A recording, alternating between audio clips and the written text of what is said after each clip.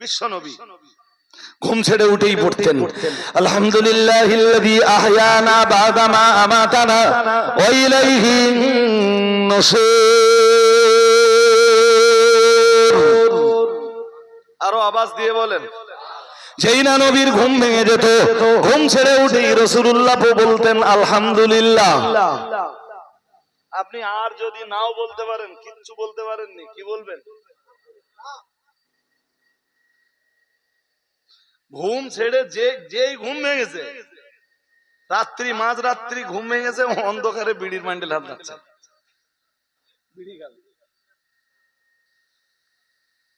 সকালবেলা ঘুম ভেঙেছে, হাতে মুখে কোথাও পানি দেয়নি, ওই অবস্থা আগে নেছে খৈনি ডলতেছে। এত বড় নোংরা আকাশের নিচে জমিনের উপরে কেউ হতে পারে? বিশ্বনবী যেখানে বলেছেন যে সকালবেলা উঠে, ভোরবেলা উঠে, ফজরের নামাজের আগে উঠে, নবীজি বলেন আগে তোমার প্রথম কাজ, তুমি মেসওয়াকটা হাত দিয়ে ধরার আগে এই যে এই দুই হাতের কবজি পর্যন্ত 3 বার করে খুব সুন্দর ভাবে ধুয়ে নাও। কারণ ফাইন্নাহু লা ইয়াদরি আইনা বাতাত ইয়াদুহু। নবীজি বলেন তার হাত যে কোথায় ছিল ও তো নিজেই জানে। হাত কি করে রাত্রে আপনি জানেন? আমি জানি। তা কি করতে হবে? ঘুম ছেড়ে উঠেই হাতে পানি টানি কিচ্ছু দিলে না, ওই হাত দিয়ে ব্রাশ, ওই হাত দিয়ে খৈনি ডলতেছে, ওই হাত দিয়ে বিড়ি টানতেছে। আর এই যে ঘুম ছেড়ে উঠে নবী আলহামদুলিল্লাহ পড়তেন, এসব পড়বার কোন নাম? তুমি যেইটুকু ঘুম রাত্রে ঘুমিয়েছো, এই ঘুমের ব্যবস্থাটা তোমার কে করে দিয়েছেন? চাইলে তোমাকে সামান্য একটা দাঁতের যন্ত্রণায় ভুগিয়ে সারা রাত তোমার চোখের ঘুম কেড়ে নিতে, তোমারে একটা শিরার যন্ত্রণায় ভুগিয়ে। কি যন্ত্রণা? হ্যাঁ, পায়ের শিরা এত যন্ত্রণা হচ্ছে সারা রাত ঘুমাতে পারেনি। সকালবেলা উঠে বলছে এত মাথা যন্ত্রণা হয়েছে, ওষুধ খেয়েছি তাও কিছুতেই কমে না, সারা রাত। তাহলে আপনি যে ঘুমাতে পারছেন দয়াকার, জোর করে বলেন। এরপরে যখন ঘুমিয়েছিলেন তখন মরে গিয়েছিলেন, মুর্দা থেকে আপনাকে ফের জীবন দান করেছেন কে? কে? ঘুম ছেড়ে উঠে সেই আল্লাহর প্রশংসা না করে আগে বিড়ি আর কইনি। কোন উম্মতের পাল্লা পড়ল? এরপরে কাজ কি? হাত ধুয়ে নিলেন, মেসওয়াক। দাঁতে ময়লা জমে তো, হ্যাঁ না বলে না? মেসওয়াক না ব্রাশ? আর কিছু বলে? মেসওয়াক নিবেন না ব্রাশ নিবেন? আমি ব্রাশের পক্ষপাতী না, আমি মেসওয়াকের পক্ষপাতী। নবীজি বলতেন আমি 4 জিনিস ভালোবাসি। সুবহানাল্লাহ। আরেকটু মন খুলে বলেন, কয় জিনিস ভালোবাসি? 4। এক মুখস্থ করুন। 1 আর সিওয়াক। প্রথমটার নামই মেসওয়াক। প্রথম কি? দাড়ি বেরাস থাকলে ফেলে দেন, অথবা আনইউজ বলে এক জায়গায় রেখে দেন, অন্য কাজে লাগবে। কোনদিন দাঁতে ঠেকাবেন না। কি ঠেকাবেন? আপনার জমিতে যদি নিম গাছ থাকে, নিম গাছের ডাল ভালো। এছাড়া বাজারেও তো মেসওয়াক পাওয়া যায়, ভালো ভালো মেসওয়াক পাওয়া। কিনে নিলেন একটা নিলে অনেক দিন যাবে। কোন টুথপেস্ট, কলগেট কিচ্ছু লাগবে না, কিচ্ছু লাগবে না। যারা ধারাবাহিক মেসওয়াক করে, 5 ওয়াক্ত ওযুর আগে মেসওয়াক করে, হ্যাঁ, আল্লাহ তাদের ঈমানের মউত দান করেন। কিসের মউত? ঈমানের মউত দরকার আছে না নেই? তাহলে মেসওয়াক করেন। মাই রিকোয়েস্ট, নবীর ওই এক সুন্নাতে আল্লাহ আপনাকে, এক সুন্নাত পালনের কারণে আপনাকে ঈমানের মউত দেবে। ইনশাআল্লাহ বলুন, বলুন ইনশাআল্লাহ। ব্রাশ আর ব্যবহার করেন না প্লিজ। এক হাদিসে কি আসছে জানেন? নবীজি বলেন আমার উম্মতের উপরে বোঝা চেপে যাবে, এই ভয় যদি না করতাম 5 ওয়াক্ত নামাজের উযুর আগে আমার উম্মতের উপরে মেসওয়াক আমি ফরজ করে দিতাম। কত মারাত্মক কথা! লাউলা আন আশুক্কা আলা উম্মতি লা আমারতুহুম বিসসিওয়াক ইনদাল উযুই নবীজি বললেন আমি 5 ওয়াক্ত নামাজের আগে আমার উম্মতের উপরে বোঝা চেপে যাবে, এই আশঙ্কা যদি না করতাম আমার উম্মতের জন্য আমি মেসওয়াক করাটাকে ফরজ করে দিতাম। কিন্তু আমার উম্মতের উপরে বোঝা চেপে যাবে বলেই আমি মেসওয়াকটাকে সুন্নাতের দরজায় রেখে দিয়েছি। আম্মা জান আয়েশা, শুনলে অবাক হবেন, আল্লাহ পাকের নবীর বিবি আম্মা জান আয়েশার বর্ণনা, গভীর রাতের বেলায় আম্মা জান আয়েশা বলেন আমার ঘুম ভেঙে গেছে, নবী বিশ্ব নবী আমার ঘরে মসজিদে নববীতে এশার নামাজ পড়ে নবী আমার ঘরে প্রবেশ করেছেন, খাবার খেয়েছেন, নবী আমার বিছানাতে আরামের জন্য পিঠটা ফেলে দিয়েছেন, বালিশটা মাথায় দিয়েছেন, আরাম ফরমাতে লেগেছেন। রাত গভীর হয়ে গেল, আমি আয়েশা হঠাৎ আমার ঘুম ভেঙে গেল, আর আমি ঘুম ভেঙে দেখতে পেলাম আমার বিছানাতেই আমার নবী মুহাম্মদুর রাসূলুল্লাহ সাল্লাল্লাহু আলাইহি ওয়াসাল্লাম আমার বিছানাতেই বসে আছে। ইউসাব্বিসু ফাহু বিসওয়াক, আমি আমার নবীর হাতে একটা মেসওয়াক দেখতে পেলাম। গভীর রজনীতে আমার ঘরে আমার বিছানায় বসে বসে আমার নবী মুহাম্মদুর রাসূলুল্লাহ সাল্লাল্লাহু আলাইহি ওয়াসাল্লাম মেসওয়াক করছেন। আরেকটু মন খুলে বলেন, রাত গভীর, সবাই ঘুমিয়ে, আমার ঘুম ভেঙে গেছে, হঠাৎ আমি দেখছি আমার নবী আমার বিছানাতে বসে বসে মেসওয়াক করছেন। রাসূলের ইন্তেকালের খুব করুণ সময়, ভীষণ করুণ সময়। মাঝে মাঝে ওই যে খায়বারের যুদ্ধে জনৈকা মহিলা রাসূলকে বিষ খাইয়েছিল ছাগলের গোশতের সাথে, ওই বিষের ক্রিয়া চলছিল রাসূলের দেহে, খুব কষ্ট পাচ্ছিলেন। মাঝে মাঝে রাসূল হুঁশ হারিয়ে ফেলছিলেন।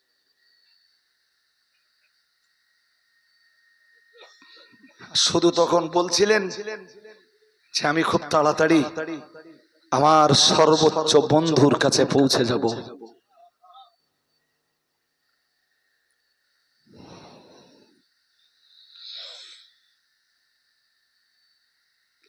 নবীজির ইন্তেকালের ইতিহাস তো খুব করুণ।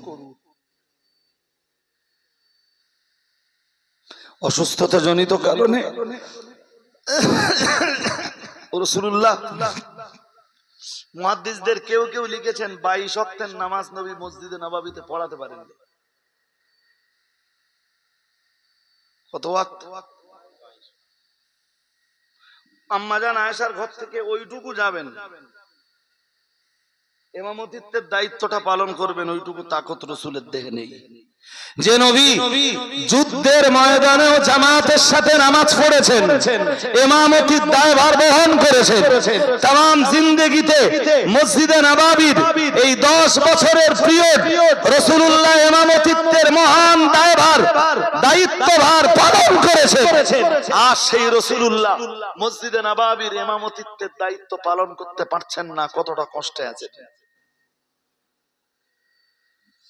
বলছি না মাঝে মাঝে রাসূল হুঁশটা হারিয়ে ফেলছেন। যখন হুঁশ ফিরে আসছে, রাসূল উম্মতের জন্য ছোট ছোট করে নসিহত করছেন, শোনাচ্ছেন। সুবহানাল্লাহ। আরেকটু ঠিক ওই কন্ডিশনে রাসূল একটা সময় এসে বললেন আসসালাত আসসালাত আসসালাত আসসালাত আসসালাত, নামাজ নামাজ নামাজ। সুবহানাল্লাহ। আরেকটু মন খুলে বলেন না। হাদিস শরীফ বিবরণ দিয়েছে প্রিয় নবী মুহাম্মদুর রাসূলুল্লাহ সাল্লাল্লাহু আলাইহি ওয়াসাল্লাম, নবী আমার অসুস্থতার চরম পর্যায়ে হযরত আম্মা জান আয়েশা সিদ্দিকা রাদিয়াল্লাহু তাআলা আনহার ভাই হযরত আব্দুর রহমান ইবনে আবি বকর রাদিয়াল্লাহু তাআলা আনহু মেসওয়াক করতে করতে আমার নবীকে দেখভালের জন্য এসেছেন, আমার নবীর সেবা শুশ্রূষার জন্য এসেছেন। আমার নবীর শরীর বড় অসুস্থ আমার নবীকে দেখবার জন্য এসেছেন হযরত আব্দুর রহমান ইবনে আবি বকর রাদিয়াল্লাহু তাআলা আনহু। আব্দুর রহমান ইবনে আবি বকরের হাতে একটা মেসওয়াক, তিনি তখন মেসওয়াকটা নিয়ে মেসওয়াক করছিলেন।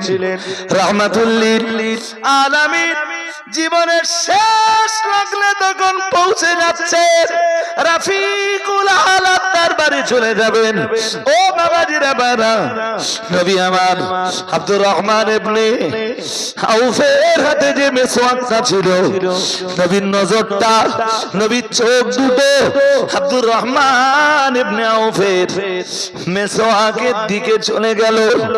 আম্মা জান আয়েশা বুঝতে বাকি রইল না, ইয়া রাসূলুল্লাহ, ইয়া হাবিবাল্লাহ, হুজুর আপনি কি মেসওয়াক চাইছেন? নবী আমার ইশারায় বুঝিয়ে দিলেন, আয়েশা আমি মেসওয়াক চাইছি, তোমরা আমায় একটা মেসওয়াক দাও। আমি নবী একটু মেসওয়াকটা করে নেই। মেসওয়াক নবীর জীবনে এত ভালোবাসতেন, রাহমাতুল লিল আলামিন জীবনের শেষ মুহূর্তে তিনি মেসওয়াক চেয়ে দিলেন। আম্মা জান আয়েশা একটা মেসওয়াক দিলেন। মেসওয়াকটা দেখে রাহমাতুল লিল আলামিন বিশ্ব নবী আমার বললেন, আয়েশা মেসওয়াকটা বড় শক্ত হয়ে গেছে, একটুখানি নরম করে দাও। আম্মা জান আয়েশা মেসওয়াকটা নিজের গালের ভিতরে নিলেন, একটুখানি চিবালেন, মেসওয়াকটা নরম করে দিয়ে রাহমাতুল লিল আলামিনের হাতে দিলেন। ইয়া রাসূলুল্লাহ, শক্ত মেসওয়াক আপনি ব্যবহার করতে পারবেন না।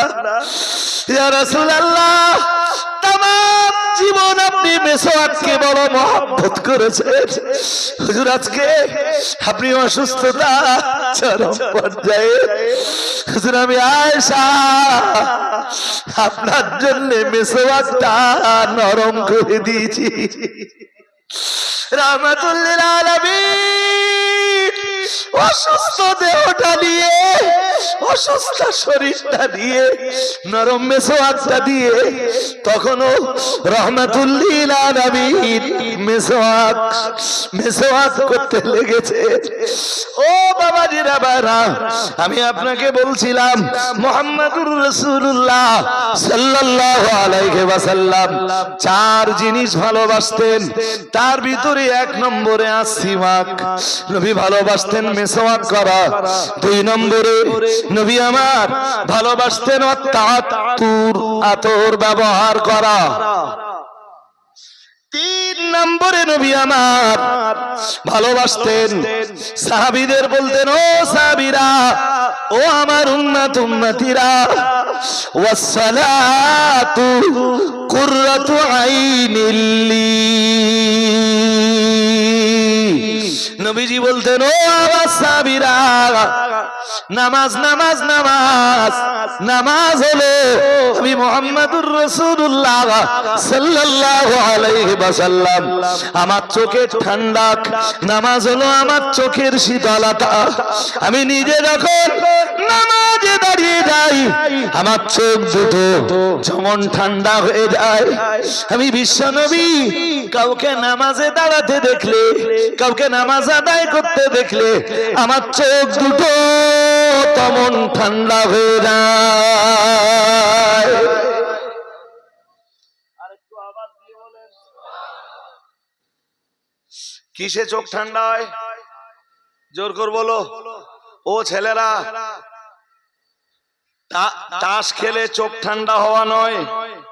ও যুবক ছেলেরা, ক্যারাম বোর্ড খেলে চোখ ঠান্ডা হওয়া নয়। তোমার চোখের শীতলতা হওয়া উচিত, ক্যারাম বোর্ড নয়। তোমার চোখের শীতলতা হওয়া উচিত, তাসের আড্ডা নয়। তোমার চোখের শীতলতা হওয়া উচিত ফ্রি ফায়ার আর পাবজি খেলা নয়। তোমার চোখের শীতলতা হওয়া উচিত প্রতিদিন ক্লাব করে যে বসে থাকা নয়। তুমি সেই নবীর উম্মত হিসাবে তোমার চোখের শীতলতা হওয়া উচিত। কি জোর করে বলুন, সবাই বলুন। নামাজের গুরুত্ব দেন, সবাইকে বলুন আপনার উপর নামাজ ফরজ। সারা জীবন জলসা না দিলেও আল্লাহ একবারও জিগাবেন না গ্রামে জলসা দিস নি কেন? এই গ্রামে আপনি না দিলেও কেউ না কেউ দেবে। আরে হ্যাঁ না বলে না? দেবে তো, দেবে। সারা জীবন জলসা দিয়ে এক ওয়াক্ত নামাজ নষ্টের ঘাটতি আদায় করা যাবে না। শুনছেন নাকি? আরে আপনারা দুটো জলসা কম দেওয়া মানে তো আমার দাউদ কমে যাবে। এরপরও তো আমি বলছি আমার লোকের দাউদের জন্য এই এবছরের এই দাউদ করতে যে তাই মারুফ ভাই মাঝে মাঝে নাকানি চুমানি খেয়ে গেছে আমার কাছে। সম্পর্কটা বলো আমার সঙ্গে কম না, এরপরেও মারুফ ভাই যে টাইম আমার কাছে চাচ্ছে আমি তা ডায়েরির সাথে মেলাতে পারি না। যে টাইম যে সময় আমার মোটে মেলেই না, অনেক কষ্ট করে তাই ফুরফুরা শরীফের আসেম বিল্লাহ ভাইজানকে নিয়ে আপনাদের জন্য একটা ফিস্ট করা আমার। তাও তো এসছি 11টায় টাইম, বোধহয় 11টা 10-15 স্টেজে 11:30, 11টা 10-15 ঢুকে গেছি। আর ভাইজান একটু পরে উঠেছেন বলেই পথে একটু শিথিলতা করেছি, নইলে ও টান টান দিয়ে আসলে হয়ে যেত 11। আল্লাহ আপনাদের হেদায়াত দান করুন, হেফাজত করুন। এই যে এইটা যাদের নেই আমি অনুরোধ করছি দাড়িটা রেখে দেন ভাই সাহেব। নবীর অনেক সুন্নাত আছে, কই সুন্নাত নিয়ে কবরে যেতে পারবেন না। যদিও বসে এক পিসাব কেবলা লিখেছেন দাড়ি রাখা ফরজ, অনেকেই তো সুন্নাত বলে। এই এটা এমন একটা সুন্নাত, এই সুন্নাতটা কবরেও যাবে। বাকি যত সুন্নাত আছে কোন সুন্নাত আপনার সঙ্গে সুন্নাতের আমল করেছেন তার জন্য সওয়াব পাবেন, বাট কোন সুন্নাত নেই, সেকেন্ড কোন সুন্নাত আমার জানা নেই যে সুন্নাতটা আপনার সঙ্গে চলে যাচ্ছে। আল্লাহ আমাদের বুঝবার তৌফিক দান করুন। আর যদি আপনি সালাত কায়েমকারী না হন কি হবে? ওই যে সূরা আলে ইমরানের 190 নম্বর আয়াত পড়েছিলাম না, আল্লাহ পাকের কোরআন জানিয়েছে ইন্না ফি খালকিস সামাওয়াতি ওয়াল আরদি ওয়াখতিলাফিল লাইলি ওয়ান নাহারি লাআয়াতিল লিউলিল আলবাব। ইন্না ফি খালকিস সামাওয়াতি ওয়াল আরদি, আল্লাহ পাক রব্বুল আলামিন জানিয়েছেন নিশ্চয়ই আকাশের সৃষ্টি ওয়াল আরদে জমিনের সৃষ্টি। আল্লাহ পাক রব্বুল আলামিন বললেন নিশ্চয়ই আকাশ আর জমিনের সৃষ্টিতে। আল্লাহ পাক আবার বললেন, আল্লাহ পাক রব্বুল আলামিন আবার বললেন ওয়াখতিলাফিল লাইলি ওয়ান নাহারি, মহান আল্লাহ আবার বললেন রাত আর দিনের পরিবর্তনে, আকাশ আর জমিনের সৃষ্টির ভিতরে রাত আর দিনের পরিবর্তনের মধ্যে আল্লাহ পাক রব্বুল আলামিন বললেন লাআয়াতিল লিউলিল আলবাব। আল্লাহ পাক রব্বুল আলামিন বললেন আমি বিচক্ষণ সম্প্রদায়ের জন্য, বুদ্ধিমান সম্প্রদায়ের জন্য অনেক অনেক নিদর্শন লুকিয়ে রেখেছি। সুবহানাল্লাহ। আর একটু মন খুলে বলেন কি জিজ্ঞাসছিলাম, বলছিলাম জীবন দেখা যায়, বিশ্বাস করেন কেন? বিশ্বাস এই জন্য করি জীবন দেখতে না পেলেও জীবনের নমুনা দেখতে পাই। কথা শুনছেন নাকি? আমি শেষ পর্যায়ে আছি, আমার সাথে কথা বলুন, তাহলে আমারও কথা বলতে সুবিধা হবে। জি, জীবন দেখতে পাই না, জীবনের নমুনাটা দেখতে পাই। সুবহানাল্লাহ। তাই বিশ্বাস করি জীবন আছে। আল্লাহ দেখা যায় না, কিন্তু আল্লাহ আছেন নমুনা দেখলে বোঝা যায়। কি দেখলে বোঝা যায়? কি দেখলে? সেই নমুনা কোথায় আছে? আল্লাহ বলতেছেন আকাশে। সেই নমুনা কোথায় আছে? জমিনে। জমিনের যেদিকে তাকাবা আল্লাহকে চিনবার জন্য নমুনা পেয়ে যাবা। আকাশের যেদিকে তাকাবা, সূর্যের দিকে তাকাও তো মনে হয় না এই যে টিউবটা জ্বলছে জ্বলছে জ্বলছে জ্বলছে জ্বলছে জ্বলছে, ও গ্যাস ফুরিয়ে গেলে আর চলবে না। হ্যাঁ না বলেন? ওর ক্ষয় আছে তো। আজকে গুগলে বাড়ি দিয়ে সার্চ করবেন সূর্যের বয়স কত।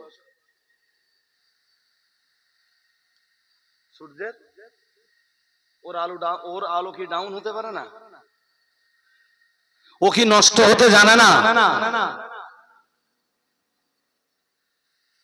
এই বাল্বটা তৈরি করতে যে যদি এর পিছনে কারো না কারোর হাত থেকে থাকে, বিশাল ওই সূর্যটা এমনি এমনি তৈরি হয়েছে, জোর করে বলেন, এমনি এমনি তৈরি হয়েছে।